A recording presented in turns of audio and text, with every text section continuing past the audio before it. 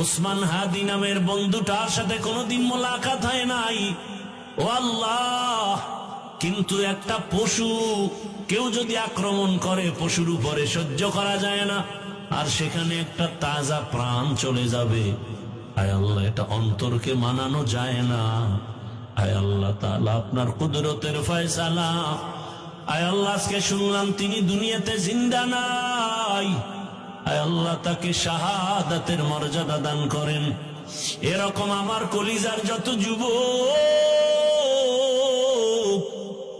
তাদের নিরাপত্তার জন্য আপনি কুদরতের দরজা খুলে দেন রে আল্লাহ। আমার যুবকদেরকে দিনের খাদেম বানায় দেন।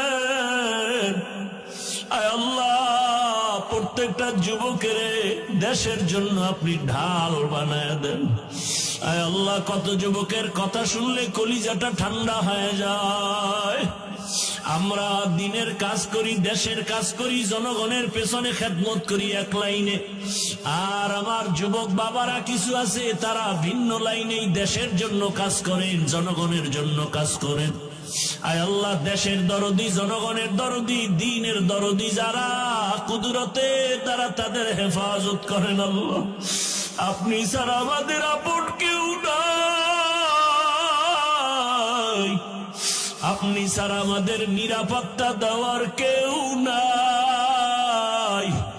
হায় আল্লাহ, ফেরেশতার দ্বারা নিরাপত্তার ব্যবস্থা করে দেন আল্লাহ। আর যেন কানে না শুনি, যুবক নাই, তাজা প্রাণ ঝরে পড়েছে।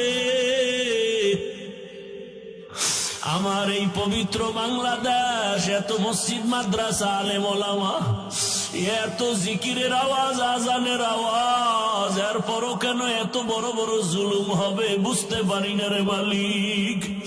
ও আল্লাহ, গুনার কারণে বেজার হইয়েন না, হেদায়াতের নূর দিয়া সিনাটা ভরপুর করে দেন।